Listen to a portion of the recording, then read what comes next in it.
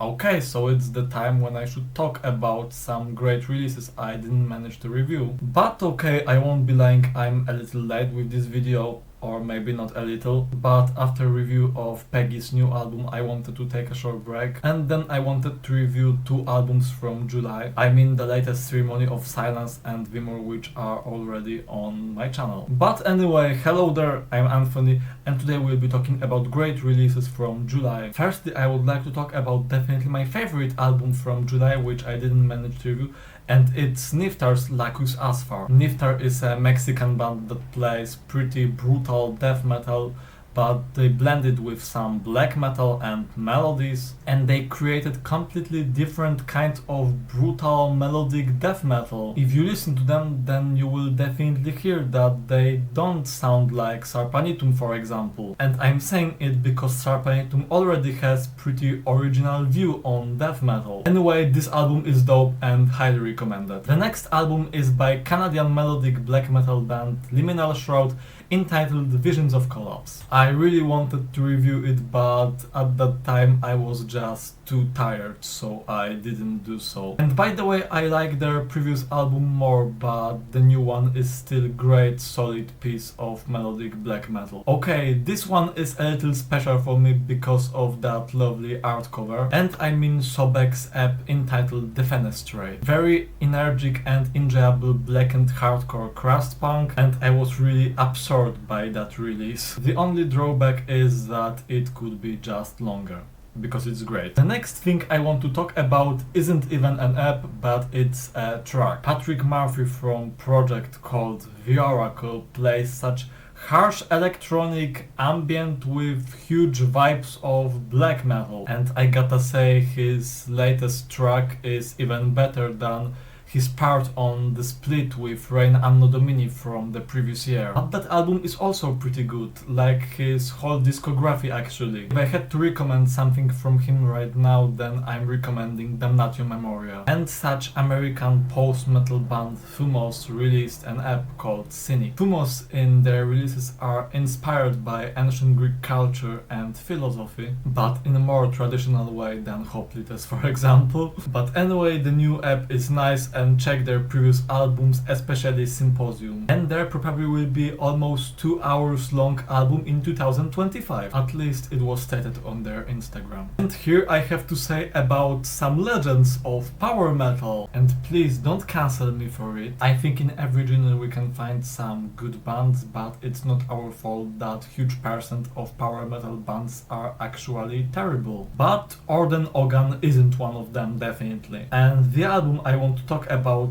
today is their self-titled, but in English, The Order of Fear. Every power metal album has some root of cheesiness, I would say, but it's up to the band if they develop it in a good or a bad way. And here Orden Ogan did great job, in my opinion. Also on this album, riffs are melodic and groovy at the same time, and I love the glorious vocals on it. Anyway, great album. The next is Malcomfort and their mini album entitled Humanism. It's very weird avant-garde black metal, pretty similar to Sea Mosquito, but great at the same time. But it's not the weirdest album on this list, because the weirdest is Skin Tension and their Prolegomenon. They mix in their music death metal, black metal, some dissonance, literally everything, and it's avant-garde at the same time. I think they remind me a little of Jutegit when it comes to speed and technicality of the riffs on this album. And the funniest thing is that the 3 middle tracks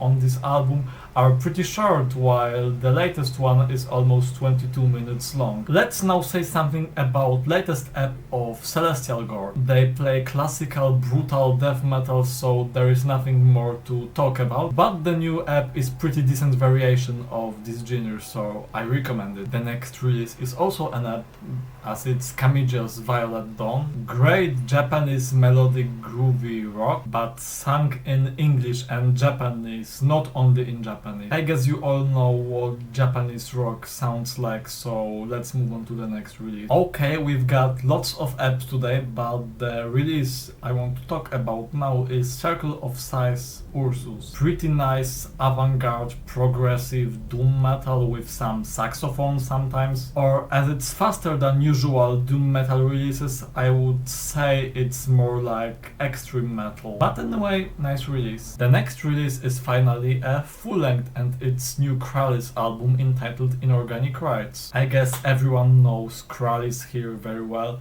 Pretty influential band in New York underground and overall in modern black metal, and this time they did pretty good album. The next album is Greco Bastians with A Little Hell to My Friends, and they play some kind of Zol rock. Huge variety of instruments on this album, sometimes piano, trumpets or saxophone. This one is pretty interesting, so please give it a spin. Let's finally begin talking about Ivory Hanger releases. The first one is Occulta Veritas and his The Irreducible Feel of the Sublime. What do I have to say?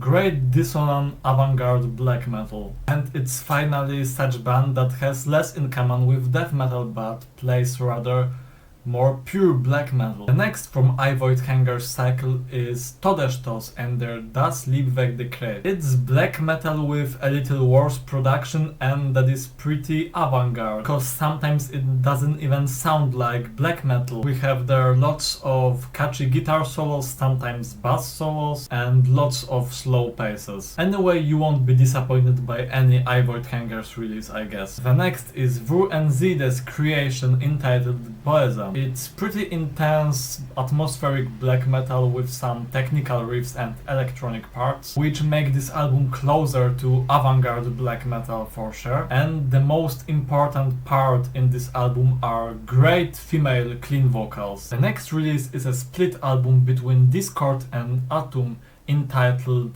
Bipolarity. I must admit I hadn't known Atum till they released that split with Discord, but they together managed to do great, nasty, old school death metal album. Next is Silva Plana's Limbs of Dionysus. Generally great raw black metal with two long tracks, as first is 23 minutes long and the second one is 17 minutes long. I guess I forgot about something, but for now it would be everything from July 2024 I want to talk about. You can let me know in the comments what cool things from July you listened to. And thanks for watching this video. If you enjoy what I do here, then please subscribe to my channel and like this video. I'm grateful for every kind of support, I'm reminding once again. And see you soon, I guess.